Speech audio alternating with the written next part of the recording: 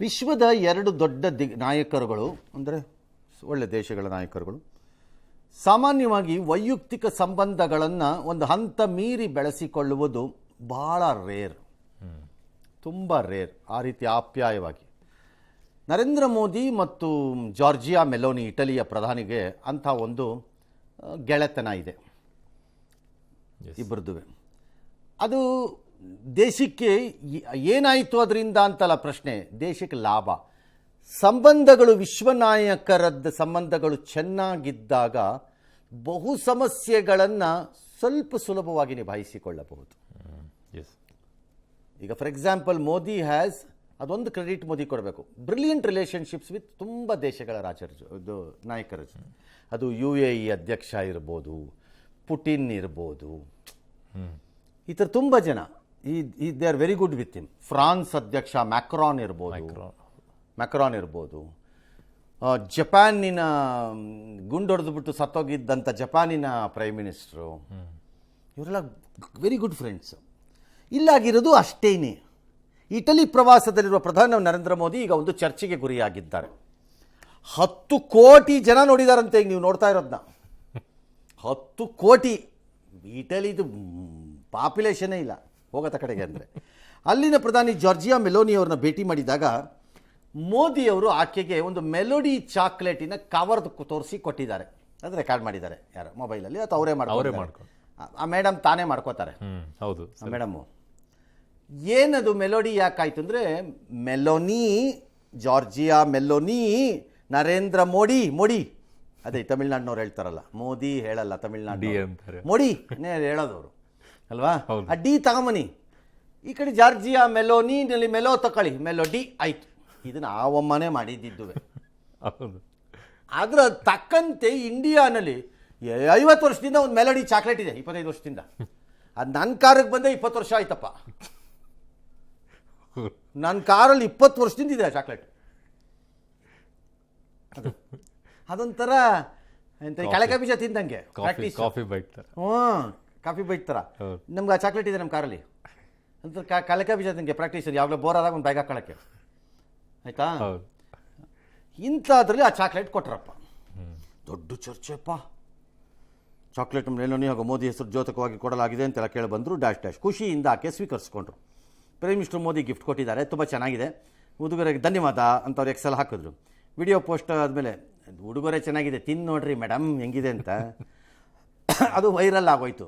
ಆಗದೇ ಇರುತ್ತಾ ಹೊಸ ಕಾಮೆಂಟ್ಗಳು, ವಿಶಿಷ್ಟ ಬಂದವ್ರಿಗೆ ಇಷ್ಟ ಬಂದು ಕಾಮೆಂಟ್ಗಳು. ಪೊಲಿಟಿಕಲ್ನವ್ರದ್ದು ಈ ದೇಶದಲ್ಲಿ ನಮ್ಮ ರಾಜಕಾರಣಿಗಳಿಗೆ ಹೆಂಗಾಗೋಗಿದೆ ಅಂದರೆ, ಏನನ್ನು ಬೇಕಾದ್ರೂ ಪೊಲಿಟಿಸೈಸ್ ಮಾಡ್ತೀನಿ, ಅದು ಎಂಜಾಯ್ ಮಾಡೋಣ ಸ್ಮಾಲರ್ ಮೊಮೆಂಟ್ಗಳನ್ನು, ಲೈಟರ್ ಮೊಮೆಂಟ್ಗಳನ್ನು ಅನ್ನೋಂಥ ಇದೇ ಸತ್ತೋಗಿದೆ ಇವರಲ್ಲಿ. ಅಂದರೆ ಪ್ರಧಾನಿ ಅಂದರೆ ಸೀರಿಯಸ್ ಆಗಿರಬೇಕು, ತಮಾಷೆ ಮಾಡಬಾರ್ದು, ಯಾವ ಮೂಮೆಂಟ್ಸ್ಗಳನ್ನ ಎಂಜಾಯ್ ಮಾಡಬಾರ್ದು. ಏನು ಸೀರಿಯಸ್ ಆಗಿದ್ದಾರಾ? ಚಟಿ ಹೇಳ್ಕೊಳಕ್ಕೆ ಇನ್ನೂ ಬರಲ್ಲ ಕರೆಕ್ಟಾಗಿ ಕೆಲವ್ರಿಗೆಲ್ಲ. ಅದೇ ಕೋಪ ಬಂದರು ನನಗಿನ್ನು. ಸುಮ್ಮನೆ ನಾನು ಅಸೆಂಬ್ಲಿಲಿ ಇದನ್ನು ಯಾವಾಗಲೂ ಮಾತಾಡ್ತೇನೆ. ಇವಾಗ ನನ್ನ ಅವತ್ತಿನ ಲೀಡರ್ಗಳು ಯಾರು ಭಾಷಣ ಒಳ್ಳೆಯವರು ಮಾಡೋರಿಗೆ ಯಾವಾಗಲೂ ರಿಕ್ವೆಸ್ಟ್ ಮಾಡುವೆ, ಅಲ್ರಪ್ಪ ಅಸೆಂಬ್ಲಿ ಭಾಷಣ ಅಂತಂದರೆ ಗಂಭೀರವಾಗಿ ಸಭಾಧ್ಯಕ್ಷರೇ ಸ್ಟಾರ್ಟ್ ಮಾಡ್ಕೊಂಡು, ಅಲ್ಲಪ್ಪ ಮಧ್ಯೆ ಒಂದು ಜೋಕ್ ಇರಬೇಕು, ಒಂದು ಲೈಟಾಗಿ ಯಾರೋ ಒಬ್ರಿಗೆ ಒಂದು ಕಾಲು ಎಳೀಬೇಕು, ವೈಯಕ್ತಿಕವಾಗಲ್ಲ ಎಳೀಬೇಕು. ಒಂದು ಲೈಟ್ ಚರ್ಚೆಗೆ ಜಾಗ ಕೊಟ್ಟರೆ ಒಂದು 2 ನಿಮಿಷ ನೀನು ನಿನ್ನ ವಾದದಿಂದ ಹಿಂದೆ ಸರಿದು ಅದಕ್ಕೆ ಜಾಗ ಕೊಡಬೇಕು. ಅದೊಂದು ಕಲೆ sir. That's how it is. ಭಾಷಣ ಅಂದರೆ ಹಾಗೆ. ಯಾವಾಗ ವಾಯ್ಸ್ ಜಾಸ್ತಿ ಆಗಬೇಕು, ಯಾವಾಗ ಕನ್ನಡಕವನ್ನು ತೆಗಿಬೇಕು, ಇವೆಲ್ಲ ಹೇಳ್ತಿದ್ದೆ ನಾನು. ಹಂಗಿರ್ಬೇಕಪ್ಪ. ಇವ್ಯಾವ್ರಿ ಏನು ತಿನ್ನತ್ವೆ ಬೆಳಗ್ಗೆ ಹೊತ್ತಲ್ಲಿ. ಸರಿ, ಲೇವಡಿ ಮಾಡ್ಕೊಂಡಿದ್ದಾರೆ. ಆರ್ಥಿಕ ಬಿರುಗಾಳಿ ಬೀಸಿರೋದು ರಾಹುಲ್ ಗಾಂಧಿ ಸಾಹೇಬ ನಿಮ್ಮ ಪಕ್ಷದ ಒಳಗಡೆ. 2 ವಾರ ಆಗಿತ್ತು ಕೇರಳಲ್ಲಿ CM ಮಾಡೋಕ್ಕೆ. ಬಿರುಗಾಳಿ ಅಲ್ಲ, ತಂಗಾಳಿ. ಮೇ 4ರಿಂದ 18ಕ್ಕೆ 6 ತಿಂಗಳಾಯಿತು ಕರ್ನಾಟಕದಲ್ಲಿ ನೆಗೆದು ಬಿದ್ದೋಗಿ ಆಡಳಿತ. ಬಿರುಗಾಳಿ ಅಲ್ಲ, ತಂಗಾಳಿ. ಪಶ್ಚಿಮ ಬಂಗಾಳದಲ್ಲಿ 1 ಸೀಟು ಕೊಡ ಅಂತ ಬಂತು. ಬಿರುಗಾಳಿ ಅಲ್ಲ, ತಂಗಾಳಿ. ಅಸ್ಸಾಂನಲ್ಲಿ 3ನೇ ಟರ್ಮ್ ನಿಲ್ಸಕ್ಕೆ ಯೋಗ್ಯತೆ ಇಲ್ಲ ನಿಮ್ಗಳಿಗೊಬ್ರಿಗೂ. ಬಿರುಗಾಳಿ ಅಲ್ಲ, ತಂಗಾಳಿ. ಯಾಕ್ರಿ ತಮಿಳುನಾಡಲ್ಲಿ ಅವ್ರ ತಂದೆಯರ ಹಂತಕರಿಗೆ ಶ್ರದ್ಧಾಂಜಲಿ ಸಲ್ಲಿಸಿದರೆ ಅವ್ರ ಜೊತೆಗೆ ಹೋಗ್ತಾರೆ. ಅದು ಬೇರೆ ವಿಚಾರ, ಅದು ಅದಕ್ಕೆ ಆಮೇಲೆ ಬರ್ತೀನಿ ಇನ್ನೊಂದಿನ. ಅದು ಬಂದಾಗ ಕೇಳಿ ಹೇಳ್ತೀನಿ ಓಕೆ ಅಂತ. ರಾಹುಲ್ ಗಾಂಧಿ ಎಲ್ಲ ಇದಂತೆ, ಜನ ಹಿಂಗೆ ಮಾಡ್ತಿದ್ದಾರೆ, ಮಿಠಾಯಿ ಹಂಚ್ತಿದ್ದಾರೆ, ಆರ್ಥಿಕ ಬಿರುಗಾಳಿ, ಭಾರತದಲ್ಲಿ ಜನ ಕಣ್ಣೀರಾಗ್ತಿದ್ದಾರೆ. ಭಾರತದಲ್ಲಿ ಜನ ಕಣ್ಣೀರಾಗ್ತಿಲ್ಲ, ಅವೆಲ್ಲ ಬುರ್ಡೆ ಬಿಡಬೇಡಿ. People don't want price rise, ಅದೆಲ್ಲ ಕರೆಕ್ಟ್, ಒಪ್ಕೋತೀನಿ. ಎಸ್, ಹೌದಲ್ಲ? ಹೌದು. ಸಾಹೇಬ್ರೇ, ರಾಹುಲ್ ಗಾಂಧಿ ಹ್ಮ್, ಕೇರಳದಲ್ಲಿ ಅಧಿಕಾರಕ್ಕೆ ಬಂದಿದ್ಯಾವತ್ತು? 4ನೇ ತಾರೀಕಿಗೆ. ಮುಖ್ಯಮಂತ್ರಿ ಆಗಿದ್ಯಾವತ್ತು? 18ನೇ ತಾರೀಕಿಗೆ. ಇವತ್ತು ತಾರೀಕು ಎಷ್ಟು? 20. ಎಷ್ಟು ದಿನ ಆಯಿತು ಗ್ಯಾಪು? 16 ದಿನ ಆಯ್ತು ಸರ್. 2 ದಿನ. ಹೌದು, ಇದು 2 ದಿನ ಅಷ್ಟೇ ಗ್ಯಾಪ್. ಎಸ್. ಕೇರಳದ ಹಾಲು ಉತ್ಪಾದಕರ ಸಂಘ 4 ರೂಪಾಯಿ ಎತ್ತಿದೆ ಇವತ್ತು ಹಾಲಿನ ಬೆಲೆನ. ಇದು ಯಾವ ಗಾಳಿಪ್ಪ? ತಂಗಾಳಿ. ಅಲ್ಲಿ ಜನ ಹತ್ರ ಹಂಗೇ ಕಣ್ಣೀರು ಚಿನ್ನದ ಥರ ಠಣ್ ಅಂತ ಬೀಳ್ತಾ ಇದೆಯಂತೆ ಕೆಳಕ್ಕೆ. ಜನ ಎಲ್ಲ ಪಂಚೆ ಹಿಡ್ಕೊಂಡು ಓಡಾಡ್ತಿದ್ದಾರಂತೆ ಕಲೆಕ್ಟ್ ಮಾಡ್ಕೊಳಕ್ಕೆ.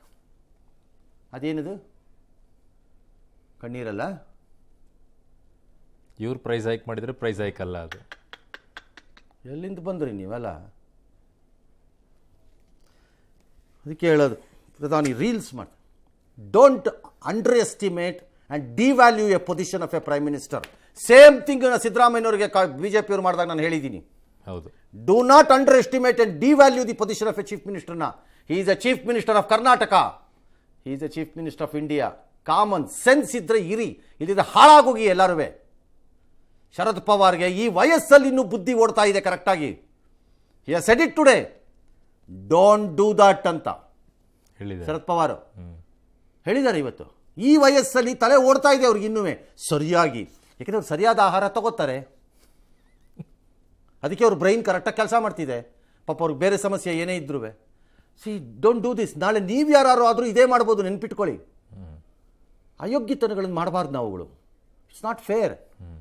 ಬಟ್ ಕಾಂಗ್ರೆಸ್ ವಾದ ಹೇಳ್ತಾ ಇರೋದು ಇಂತಹ ಸಂಕಷ್ಟದ ಸಂದರ್ಭದಲ್ಲಿ ಎಸ್ BJP ಅವರು ಚಪ್ಪಾಳೆ ತಟ್ತಿದ್ದಾರೆ, ಅಮಿತ್ ಶಾ ದೇಶದ್ರೋಹಿಗಳು ಅಂತೆಲ್ಲ ಬಿಟ್ಟಿದ್ದಾನೆ ರೈಲನ್ನು, ಈ ಪಾರ್ಟಿಯವರು ಬಿಟ್ಟಿದ್ದಾರೆ ಇವರು. ಸರಿ ಹೇಳಿಪ್ಪ. ಈಗ ಕಾಂಗ್ರೆಸ್ನವ್ರು ಕೇಳ್ತಾ ಇರೋದು ಸಂಕಷ್ಟದ ಸಂದರ್ಭ ಇದೆ, ಈ ಟೈಮಲ್ಲಿ ನೀವು ಹೋಗ್ಬಿಟ್ಟು ಮೆಲೋಡಿ ಕೊಟ್ಕೊಂಡ್ಬಿಟ್ಟು ಮಜಾಕ್ ಮಾಡ್ಕೊಂಡು ಕೂತ್ಕೊಳ್ತಿರಲ್ಲ ಅಂತ. ಕರೆಕ್ಟ್, ಸಂಕಷ್ಟದ ಸಂದರ್ಭ. ಕರ್ನಾಟಕ ರಾಜ್ಯದಲ್ಲಿ ಕಾಸಿಲ್ಲ, ಕವಡೆ ಇಲ್ಲ, ಸಾಧನಾ ಸಮಾವೇಶ ಅಂತ ಯಾಕೆ ಮಾಡಿದ್ರಿ? 3,000 ಕೋಟಿ KSRTCಗೆ ಹೋಗ್ಬೇಕು, ಕರ್ನಾಟಕ ಪವರ್ ಕಾರ್ಪೊರೇಷನ್ಗಳಿಗೆ, ಎಸ್ಕಾಮ್ಗಳಿಗೆ ಅದು ಎಷ್ಟೋ 1,000 ಕೋಟಿ ಹೋಗ್ಬೇಕು, ಯಾವ್ಯಾವುದೋ ಯೋಜನೆಗಳಿಗೆಲ್ಲ ಎಷ್ಟೋ ಕಾಗಬೇಕು, ಗ್ಯಾರಂಟಿ ಉಳಿದಿದ್ದು ಎಲ್ಲದಕ್ಕೂ ದುಡ್ಡು ಹೋಗಬೇಕು, MLAಗಳಿಗೆ ಕಾಸಿಲ್ಲ, ಇಲ್ಲ. ಯಾಕೆ ಸಾಧನಾ ಸಮಾವೇಶ ಮಾಡಿದ್ರಿ? ಯಾಕೆ ಮಾಡಿದ್ರಿ ಹೇಳಬೇಕಲ್ಲ. ಅದು ರಾಜ್ಯದ ಜನತೆಗೆ ಉತ್ತರ ಕೊಡಬೇಕು ಮತ್ತೆ ಅಲ್ವಾ? ಹೌದು. ಹಾಗಾಗಿ ಇದೆಲ್ಲ ಅಲ್ಲ, ಇದೆಲ್ಲ ಲಿಂಕ್ಡ್ ಅಲ್ಲ. ಅದಕ್ಕೊಂದು ಎಕ್ಸಾಂಪಲ್ ಕೊಡ್ತೀನಿ. ಮಿಸ್ಟರ್ ಸಾಹೇಬಾ ಯಾರು? ದೀರ್ಘಕಾಲದ ಹಿಂದೆ ರಾಮಕೃಷ್ಣ ಹೆಗಡೆ ಅವರು ಮುಖ್ಯಮಂತ್ರಿ. ಕರ್ನಾಟಕದ ಪ್ರಪ್ರಥಮ ವಿಶ್ವ ಕನ್ನಡ ಸಮ್ಮೇಳನ. ನೀವು ಹೇಳಿದ್ದು ಜ್ಞಾಪಕ ಬಂತು. ನನ್ನ ಬೋರ್ಡನ್ನು ಕರೆಕ್ಟಾಗಿ ಕೆಲಸ ಮಾಡ್ತಿದೆ ಸದ್ಯಕ್ಕೆ, ಮುಂದಕ್ಕೆ ಗೊತ್ತಿಲ್ಲ. ವಿಶ್ವ ಕನ್ನಡ ಸಮ್ಮೇಳನ ಮೈಸೂರಿನ ಅರಮನೆಯ ಮುಂಭಾಗದಲ್ಲಿ ಅದರ ಉದ್ಘಾಟನೆ. ಆಳ್ವ ಸಂಸ್ಕೃತಿ ಮಂತ್ರಿ, ಕನ್ನಡ ಮತ್ತು ಸಂಸ್ಕೃತಿ ಮಂತ್ರಿ ಆಳ್ವ ಆಗ. ಸರಿ, ಅದೇನೊಂದು ಸಣ್ಣ ಕಾಂಟ್ರವರ್ಸಿ ಆಗಿತ್ತು, ಕುವೆಂಪುಗೆ ಹೋಗಿ ಒಪ್ಸಿದ್ರು, ಮಾಡಿದ್ರು, ಎಲ್ಲ ಆಯಿತು, ಬಿಟ್ಬಿಡಿ. ಆಗ ರಾಜೀವ್ ಗಾಂಧಿ ಇನಾಗುರೇಷನ್ ಮೈಸೂರು ಪ್ಯಾಲೇಸ್ ಮುಂದೆ, ಗೊತ್ತಾಯ್ತಲ್ಲ. ಎಸ್. ಆಗ ಕಾರಂತರು ಒಂದು ಮಾತನಾಡಿದ್ರು, ಇಂಥ ಸಂದರ್ಭಗಳಲ್ಲಿ ಮಸಾಲೆ ದೋಸೆ ತಿನ್ನೋ ಟೈಮ್ ಅಲ್ಲ ಇದು ಅಂತ. ಅವತ್ತು ಕರ್ನಾಟಕ ರಾಜ್ಯ ಕ್ಷಾಮದಲ್ಲಿತ್ತು ಮತ್ತು ಬರದಲ್ಲಿದ್ದು ಅಲ್ವಾ? ಎಸ್. ಆದರೆ ಮಾಡಿದ್ರು ಅಲ್ಲ, ಯಾರೋ ಕಾಮೆಂಟ್ ಮಾಡಿದ್ರು, ರೈತರುಗಳು ಅವರು ಇವರು ಎಲ್ಲ, ರೈತ ಸಂಘದವರು ಎಲ್ಲ ಮಾಡ್ಕೊಡ್ದು ಇದನ್ನ ಅಂತ. ಅದಕ್ಕೆ ಕಾರಂತರು ಹೇಳಿದ್ದು, ಹಾಗಿದೆ ಅಂದ್ಬಿಟ್ಟು ಮಸಾಲೆ ದೋಸೆ ತಿನ್ನೋದು ಬಿಡಲ್ಲ ಅಂದರು. Correct, reverse is correct. ಬರ ಇದೆ ಅಂತ ಹೇಳ್ಬಿಟ್ಟು ಮಸಾಲೆ ದೋಸೆ ತಿನ್ನೋದು ಬಿಡೋದಿಲ್ಲ ಅಂತ.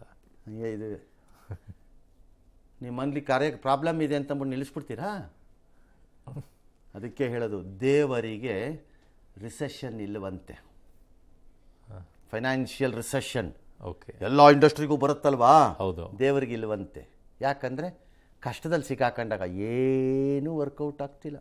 ಅವ್ರು ಯಾರೋ ಹೇಳಿದಾರೆ, ಒಂದು ಸತ್ಯನಾರಾಯಣ ಪೂಜೆ ಮಾಡಿಸು ಅಂತ, ಮಾಡಿಸ್ಬಿಡ್ತೀನಪ್ಪ ಅಂತ ಮಾಡಿಸ್ತಾರೆ. ಫುಲ್ ವರ್ಕೌಟ್ ಆಗ್ತಿರುತ್ತಂತೆ. ಆಗ ದೇವರು ಎಲ್ಲ ಕರೆಕ್ಟಾಗಿ ಮಾಡ್ತಾವನು ಸರ್, ಎಲ್ಲ ಒಳ್ಳೇದಾಗ್ತಾ ಇದೆ, ಅದಕ್ಕೆ ಅವ್ರು ಹೇಳಿದಾರೆ ಒಂದು ಸತ್ಯನಾರಾಯಣ ಪೂಜೆ ಮಾಡಿಸ್ಬಿಡು ಅಂತ, ಮಾಡಿಸ್ಬಿಡ್ತೀನಿ ಅಂತ.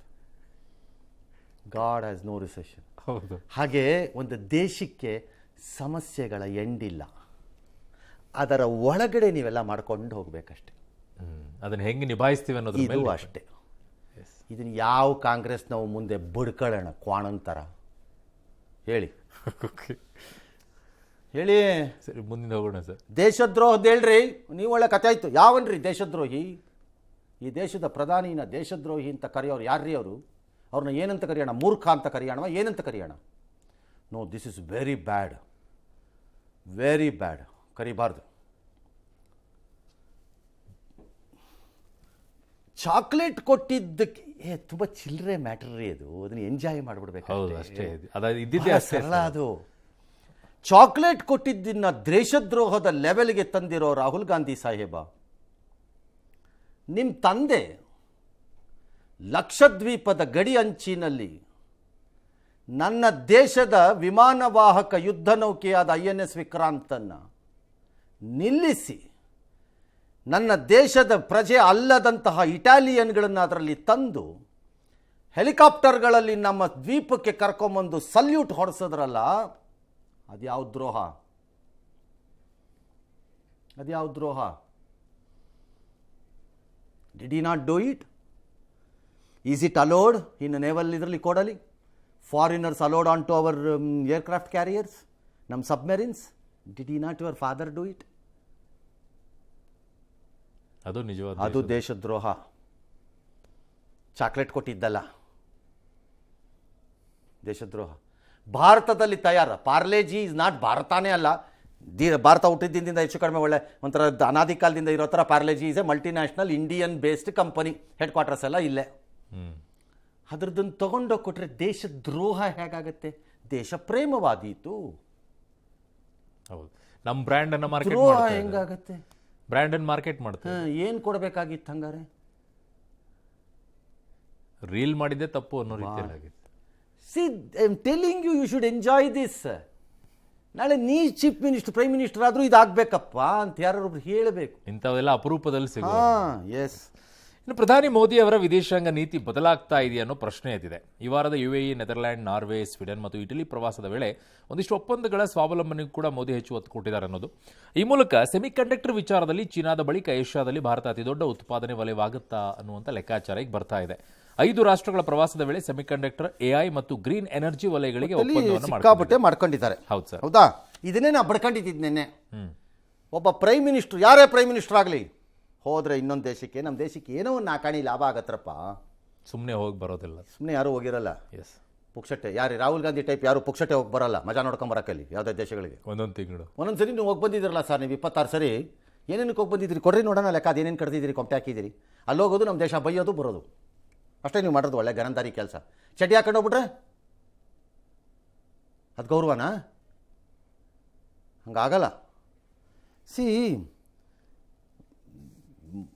ಒಂದು ದೇಶನ ನೀವು ಅಳೆಯೋ ರೀತಿಯನ್ನು ಮತ್ತು ರಾಜಕಾರಣದಲ್ಲಿ ಅದಕ್ಕೆ ತಕ್ಕಂತೆ ಪ್ರತಿ ಟಾಂಗನ್ನು ಕೊಡೋದನ್ನು ಇನ್ನೂ ಬೆಟರ್ ಮಾಡ್ಕೋಬೇಕು. ಹೋಗ್ಲಪ್ಪ, ಹಾಳಾಗೋಲಿ, ಅವ್ರು ಏನೇನು ಹೇಳ್ತಾರೆ ಹೇಳ್ಕೊಂಡು ಹೋಗ್ಲಿ ಅತ್ತ ಕಡೆಗೆ. ಓಕೆ, ನಿಮ್ಮನ್ನೇ ಒಂದು ಟೆಸ್ಟ್ಗೆ ಹಾಕ್ತೀನಿ ಈಗ ರೀ. ಲಾಸ್ಟ್ ಮಂತು ಈ ರಾಹುಲ್ ಗಾಂಧಿ ಹೇಳಿದ್ದು ಜ್ಞಾಪಕ ಮಾಡ್ಕೊಂಡು ಹೇಳ್ರಿ ನೋಡೋಣ.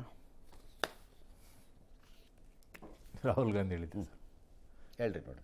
ಯಾವ ವಿಚಾರದಲ್ಲಿ? ಯಾವ್ದಾರು ಹೇಳ್ರಿ, ನೋಡೇ ಬಿಡ್ತೀನಿ ನಾನು. ಇಲ್ಲ ತಾನೆ? ಇಲ್ಲ ಸರ್. ಹಾಳಾಗೋಲಿ, ಓದ್ಬಾರದ್ದು ಹೇಳ್ರಿ ನೋಡೋಣ. ಅವ್ರು ಹೇಳುವಂಥದ್ದೇನು ಅದು ಇಲ್ವಾ? ಇಲ್ಲ ಓಲಿ ಮೊನ್ನೆದು ಹೇಳ್ರಿ ಯಾವ್ದಾರು ಒಂದು. ಏನೂ ಇಲ್ಲ ಸರ್. ಇಲ್ವಾ? ನೀವು ನ್ಯೂಸಲ್ಲಿರೋ ಗಿರಾಕಿ ನೀವೇ ನೆನಪಿಟ್ಕೋಬೇಕಾದವ್ರಿಗೆ ಅವ್ರು ಹೇಳ್ತಿರೋದು ಜ್ಞಾಪಕ ಇಲ್ಲ ಅಂದರೆ ಈ ದೇಶದ ಜನ ಜ್ಞಾಪಿಸ್ಕೋತಾರ? ಹೇಳ್ಕೊಂಡೋಗ್ಲಿ, ಬಿಟ್ಬಿಡ್ರಿ. ಯಾವನೂ ಜ್ಞಾಪಿಸ್ಕೋತಾ ಇಲ್ಲ. He slowly becoming breaking news leader ಆಗ್ತಾ ಇದ್ದಾರೆ. ವೆರಿ ಡೇಂಜರಸ್ ಟ್ರೆಂಡ್ ಇದು, ವೆರಿ ಡೇಂಜರಸ್ ಟ್ರೆಂಡ್ ಇದು. ಒಬ್ಬ ಅಪೋಸಿಷನ್ ಲೀಡರ್ಗೆ ಆ ಸ್ಟೇಜ್ ಬರಬಾರ್ದು. ನಿಮ್ಗೆ ಜ್ಞಾಪಕ ಇದೆಯೇನ್ರಿ? ಇಲ್ಲ ಸರ್. ಬ್ರೇಕಿಂಗ್ ನ್ಯೂಸ್ ಏನೇನು ಬಂತು ಇವತ್ತು ಬೆಳಗ್ಗೆಯಿಂದ ನಮ್ಮ ಟಿವಿನಲ್ಲಿ ಅಂತ ನಿಮ್ಗೆ ಜ್ಞಾಪಕ ಇದೆಯೇನ್ರಿ? ಜ್ಞಾಪಕ ಇಡುವಂಥದ್ದು ಯಾವ ಸ್ಟೇಟ್ಮೆಂಟ್ಗಳು ಅದು ಇಲ್ವಲ್ಲ ಸರ್. ಅದಕ್ಕೆ ಅದೇನೇ 50 ವರ್ಷದಿಂದೆ ರಾಜೇಶ್ ಖನ್ನೊಂದು ಹಾತಿ ಮೇರಾ ಸಾತಿ ಹಾಡು ಹೇಳೋ ಅಂದ್ರೆ ಪಟಕ್ ಅಂತ ಹೇಳ್ತಾರೆ ಜನ. ಪಟಕ್ ಅಂತ ಹೇಳ್ಬಿಡ್ತಾರೆ. ಅದು ಹೌದಾ? ಹೌದು ಸರ್. ಹಂಗಿರಬೇಕು. ಎಸ್. ಓಕೆ, ಬಟ್ ಇಲ್ಲಿ ಇನ್ನೊಂದು ರಾಯರೆಡ್ಡಿ ಅವರು ಟೈಮ್ ಇಲ್ಲ. ಅಲ್ಲ ಸರ್, ಅನ್ಫಿಟ್ ಆಗ್ಬಿಟ್ಟಿದ್ದಾರೆ ಅಂತ ಹೇಳಿ, ಅಂದ್ರೆ ಮೋದಿ ಅವರಲ್ಲಿ ಮಾತಾಡಿದ್ದು ಇನ್ನೂ ಭಾರತ ಬಡತನಕ್ಕೆ ಹೋಗಿ ನಮ್ಮ ಕರೆನ್ಸಿ ಮೌಲ್ಯ ಯಾಕೆ ಕುಸ್ತಿದೆ ಅನ್ನೋದನ್ನ ರಾಯರೆಡ್ಡಿ ಪ್ರಶ್ನೆ ಕೇಳೋದು ತಪ್ಪಲ್ಲ. ಎಸ್, ನನ್ನ ಪ್ರಕಾರ it's A fair question. Okay, ಅದನ್ನ ಕೇಳಿ ಯಾರು ಬೇಡ ಅಂದವರು. ಹ್ಮ್, ಬಟ್ ಮೌಲ್ಯ ಮುರಿದಿದೆ ಅನ್ನೋ ಕಾರಣಕ್ಕೆ ನೀನು ವಿದೇಶಕ್ಕೆ ಹೋಗೋಕ್ಕಾಗಲ್ಲ, ನೀನು ಅನರ್ಹ ಅಂತ ಹೇಳಕ್ ಬರಲ್ಲ ಹ್ಮ್, ಹ್ಮ್, ಅಲ್ವಾ? ಎಸ್, ಹಂಗೆ ಹೇಳಕ್ಕಾಗತ್ತಾ? ಇಲ್ಲ. ಈ ರಾಜ್ಯದಲ್ಲಿ ಕಾಸಿಲ್ಲ ಕವಡೆ ಇಲ್ಲ ಅಂತ ಹೇಳ್ದವ್ನು ಯಾರಪ್ಪ? ಹೇಳಿದವ್ರು ಯಾರಪ್ಪ ಈ ರಾಜ್ಯದಲ್ಲಿ ಕಾಸಿಲ್ಲ ಕವಡೆ ಇಲ್ಲ ಅಂತ? ರಾಯರೆಡ್ಡಿ. ಹೌದು. ಹಾಗಾದ್ರೆ ನಿಮ್ಮ ಚೀಫ್ ಮಿನಿಸ್ಟ್ರು ಯೋಗ್ಯತೆ ಇಲ್ವಾ ಹಂಗಾರ ಅಲ್ಲಿ ಇರಕ್ಕೆ? ಉಳಿದಿದೆ ಯಾರಪ್ಪ ಹೇಳಿದ್ದು? ನಾನು ಹೇಳಿದ್ನಾ? ರಾಯರೆಡ್ಡಿ ಅವರೇ ನೀವು ಹೇಳಿತ್ತಾನೆ. ಹೌದು. ಮತ್ತೆ ನಿಮ್ಮ ಚೀಫ್ ಮಿನಿಸ್ಟರ್ ಹೇಳ್ರಿ, ಹೋಗ ಮನೆಗೆ ಆತ ಕಡೆಗೆ ಅಂತ ಹೇಳ್ರಿ. ಎಲ್ಲ ಅವ್ರ ಹತ್ರನೇ ಇದೆ ಉತ್ತರ. ಹಂಗೆ ಇದುವೆ. Okay, S.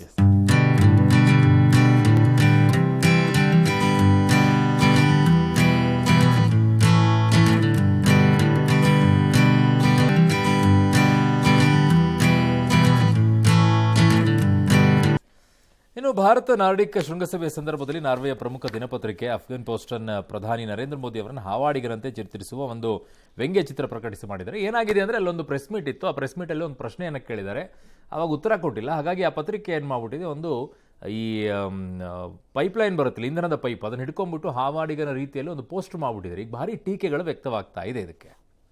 ಅದರಲ್ಲಿ ಒಂದು ವರ್ಡ್ ಯೂಸ್ ಮಾಡಿದ್ದಾರೆ, ಚೋರ ಮತ್ತು ಸ್ವಲ್ಪ ಕಿರಿಕಿರಿ ವ್ಯಕ್ತಿ ಅಂತ ಹೇಳಿ. ಇರಲಿ, ಆಗಲಿ, ಇರಲಿ, ಈ ಕಿರಿಕಿರಿನೇ ಇರಲಿ, ಏನೀಗ? ಬಟ್ ಒಂದು ದೇಶದ ಪ್ರಧಾನಿಯನ್ನ ಇನ್ನೊಂದು ಕಡೆ ಪತ್ರಿಕೆಯಲ್ಲಿ ಈ ರೀತಿಯಾಗಿ ವ್ಯಂಗ್ಯ ಮಾಡ್ಕೊಂಡು ಕೂತ್ಕೊಳ್ಳುವ, ನಿಮ್ಮನ್ನ ಡ್ಯಾಶ್ ಡ್ಯಾಶ್ ಡ್ಯಾಶ್ ಮಗ ಅಂತ ಯಾರೋ ಬೈತಾನೆ. ನಿಮ್ಗೆ ಗೊತ್ತಾದ್ರೆ ತಾನೇ ಅದಾಗದು. ನೀವು ಗೊತ್ತಾಗ್ದೇನೆ ಇದ್ರೆ ಯಾರಾಗ್ತಾರೆ? ಡ್ಯಾಶ್ ಡ್ಯಾಶ್ ಡ್ಯಾಶ್ ಮಗ ಯಾರಾಗ್ತಾರೆ? ಯಾರು ಅಂದಿರ್ತಾರೆ ಅವರೇ. ಅಷ್ಟೇ ಅಷ್ಟೇ. ಇದ್ಯಾವುದೋ ಪುಂಗಿ ಊದೋ ಫೋಟೋ ನೋಡಿ ಓಟಾಗ್ತೀವ ಇಂಡಿಯಾನಲ್ಲಿ? ಮೋದಿ ಅವ್ರು ನೋಡಿ, ನಿನ್ನ ದೇಶದ ಪುಂಗಿ ನೀವು ಊದ್ಕ ಅಂತ ಹೇಳ್ಬೇಕಪ್ಪ. ಫ್ರೀಡಮ್ ಬಾಕ ಹೋಗು, ಅದಕ್ಕೆ ಏನು ಮಾಡೋಣ? ಅದು ನನ್ನ ಜೀವನನ ಡಿಸೈಡ್ ಮಾಡುತ್ತೆ ಅನ್ನೋದಿದ್ರೆ ನಾನು ಯೋಚನೆ ಮಾಡಬೇಕು. ಇಲ್ಲಿದ್ದ ಯಾಕೆ ಇವ್ರಿಗೆಲ್ಲ ಇಂಪಾರ್ಟೆನ್ಸ್ ಕೊಡ್ತೀರಿ? ಇವರೆಲ್ಲ ದೊಡ್ಡವ್ರು ಆಗಲಿಕ್ಕೆಂದೇ ಮಾಡುವವರು. ಅವರು ತಮ್ಮ ಪ್ರಚಾರಕ್ಕೋಸ್ಕರ. ಹಿಂದೆ ಒಬ್ಬರು ದೊಡ್ಡ ಲೀಡ್ರು ಇನ್ನು ಇದ್ದಾರೆ ಅವರು ಪುಣ್ಯ. ಓಕೆ, ಅದರಿಂದ ನಾನು ಅವ್ರ ಹೆಸರು ಹೇಳ್ತಿಲ್ಲ. ಇನ್ನೊಬ್ರು ಮೃತಪಟ್ಟಿರುವ ದೊಡ್ಡ ಲೀಡ್ರು ಕರ್ನಾಟಕದವರು, ಅವ್ರ ಬಗ್ಗೆ ಸದಾಕಾಲ ಬೈಯೋರು. ನಾವು ಆ ದೊಡ್ಡ ಲೀಡ್ರು ಹೋಗ್ಬಿಟ್ಟಿರೋರನ್ನ ಕೇಳಿದ್ವಿ ಒಂದಿನ, ಸರ್ ಆ ಪಾರ್ಟಿ ಸಿಕ್ಕಾಬಿಟ್ಟೆ ಬೈತಾರೆ ಸರ್ ನಿಮ್ಮನ್ನು, ಏನು ಸರ್ ಇದು ಅಂತ. ಬೈಕೊಂಡು ಹೋಗ್ಲಿ ಬಿಡ್ರಿ, ಅವರು ನನ್ನನ್ನು ಬೈಯೋ ಮೂಲಕ ನನ್ನ ಲೆವೆಲ್ ಅಂತ ಅನ್ಕೊಂಬಿಟ್ಟಿದ್ದಾರೆ. ನಾನು ಉತ್ತರ ಕೊಟ್ಬಿಟ್ರೆ ನನ್ನ ಲೆವೆಲ್ಗೆ ಬಂದ್ಬಿಡ್ತಾರೆ.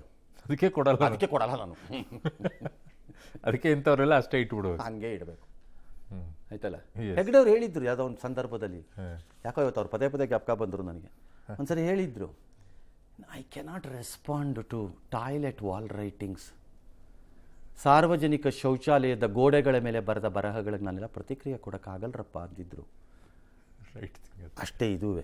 ನೆಕ್ಸ್ಟ್. ಎಸ್ ಸರ್, ಇದರಲ್ಲಿ ಒಂದು ಕ್ವಶನ್ ಸರ್ ನನಗೆ. ಇಲ್ಲ, ಕ್ವಶನ್ ಇಲ್ಲ, ಟೈಮ್ ಇಲ್ಲ. ಅಲ್ಲ ಸರ್, IT ಸಿಲಿಕಾನ್ ಹಬ್ ಇದ್ದಾಗಲೂ ಕೂಡ ನಾವು ಸೆಮಿಕಂಡಕ್ಟರ್ ವಿಚಾರದಲ್ಲಿ ಹೆಜ್ಜೆಯನ್ನು ಇಟ್ಕೊಂಡು ಈಗ ತೊಗೊಂಡು ಬರುವಂತ ಯೋಚನೆ ಮಾಡ್ತಾ ಇದೀವಲ್ಲ ಅಂತ. ನಾವು IT ಹಬ್ ಏನಿಲ್ಲ, ಸೆಮಿಕಂಡಕ್ಟರ್ನ IT ಸಿಲಿಕಾನ್ ಇದ್ದಾಗ ಇರಲಿಲ್ಲ ಅದು. ಓಕೆ, ಆಮೇಲೆ ಬಂದಿದ್ದು TSMC is the largest one in Taiwan ಅಲ್ಲಿ. ಅಮೆರಿಕನ್ ಸಪೋರ್ಟ್ ಇಂದ ಅದು ಆಯಿತು ಡ್ಯಾಶ್ ಡ್ಯಾಶ್. ಆಮೇಲೆ NVIDIA ಆಗಿದೆ ಡ್ಯಾಶ್ ಡ್ಯಾಶ್ US ಅಲ್ಲಿ. Okay, even Chinese are not able to do it. Chinese ಎಲ್ಲ ಮಾಡಿದ್ದಾರೆ, ಅಲ್ಲಾಗಿಲ್ಲ ಅವ್ರ ಕೈಯಲ್ಲಿ ಇನ್ನೂ. ಹಾಗಾಗಿ ಸ್ವಲ್ಪ ನಾವು ಹಿಂದಕ್ಕೆ ಹೋದ್ವೇನೋ, ಸ್ವಲ್ಪ ಡಿಲೇ ಆಯಿತೇನೋ ನಮ್ಮ ಅಟ್ಯಾಕ್ ಆನ್ ಇದು. ನಾವು ಒಂದು ಸಣ್ಣ ಹಬ್ಬ ಆದರೂ ಆಗ್ಬೋದಾಗಿತ್ತು ಇಷ್ಟೊತ್ತಿಗೇನೆ. ಓಕೆ, ಏನೋ it's a mistake, I don't deny that ನನ್ನ ಪ್ರಕಾರದಲ್ಲಿ. ನೋಡೋಣ ಈಗ ಅಟೆಂಪ್ಟ್ಸ್ ಎಲ್ಲಿಗೆ ಹೋಗುತ್ತೆ ಅಂತ. Yes, okay. ಇನ್ನು ಬಿಡದಿ ಟೌನ್ಶಿಪ್ ವಿಚಾರದಲ್ಲಿ ದೇವೇಗೌಡರ ಕುಟುಂಬ ಹಾಗೂ DK ಶಿವಕುಮಾರ್ ನಡುವೆ ವೈಯಕ್ತಿಕ ಜಂಗಿ ಕುಸ್ತಿಗೆ ಕಾರಣವಾದಂಗಿದೆ. ಅದು ಸಿಕ್ಕಾಪಟ್ಟೆ ವೈಯಕ್ತಿಕವಾಗುವಂಗೆ ಕಾಣಿಸ್ತಾ ಇದೆ. ಆ ಕಡೆಗೆ ದೇವೇಗೌಡರು ಹೇಳಿದ್ರು, ಕುಮಾರಸ್ವಾಮಿ ಹೇಳಿದ್ರು, ಈಗ DK ಶಿವಕುಮಾರ್ ಕೂಡ ಮಾತನಾಡಿದ್ದಾರೆ. ಆ ಕಡೆ ನಿಖಿಲ್ ಕುಮಾರಸ್ವಾಮಿ ಅವರ ವಿಚಾರದಲ್ಲೂ DK ಶಿವಕುಮಾರ್ ಮಾತಾಡಿದ್ರು. ಅವರು ಒಂದಿಷ್ಟು ಕೌಂಟರ್ ಕೊಟ್ಟಿದ್ದಾರೆ. ಏನಾಗಿದೆ ನೋಡಿ. ಆಹ್ವಾನಕ್ಕೆ ಕರೆದಿದ್ದಾರಂತೆ. ನಾನು ಅವ್ರ ಟೈಮ್ಗೆ ನಾನು ರೆಡಿ ಇದ್ದೀನಿ. 3 ದಿನ ಟೈಮ್ ಸಾಕು ನನಗೆ. ನಮ್ಮ ರೈತರಿಗೆಲ್ಲ ಹೇಳಿದೆ, ಅಣ್ಣ ನೀವು ಬೇಡ ಅಣ್ಣ, ನಾವು ಬರ್ತೀವಿ, ನಾವೇ ಸ್ವೀಕಾರ ಮಾಡ್ತೀವಿ, ನಾವೇ ಅವ್ರಿಗೆ ಉತ್ತರ ಕೊಡ್ತೀವಿ ಅಂತ ಪಾಪ ರೈತರೆಲ್ಲ ಹೇಳ್ತಾ ಇದ್ರು. ನನಗೆ ಆ ರೈತನ ಬಿಡಕ್ಕೆ ಇಷ್ಟ ಇಲ್ಲ. ಪಂತ ಅಣ್ಣ ನೀನು ಯಾವತ್ತು ಟೈಮ್ ಹೇಳ್ತೀಯ ಅಣ್ಣ, ನಾನು ಬರ್ತೀನಿ. ಜಾಗನೂ ಅವರೇ ಫಿಕ್ಸ್ ಮಾಡಲಿ, ಟೈಮು ಫಿಕ್ಸ್ ಮಾಡಲಿ, ಬಟ್ 3 ದಿನ ಟೈಮ್ ಕೊಡಬೇಕಷ್ಟೇ. ಗೌರವದಿಂದ, ನಾನು ಭಾಳ ನಮ್ರತೆಯಿಂದ, ಈಗ ಎಷ್ಟು ಗೌರವದಿಂದ ಅವ್ರ ಅಣ್ಣ ಅವ್ರಿಗೆ ಏನು ಗೌರವ ಕೊಡಬೇಕು.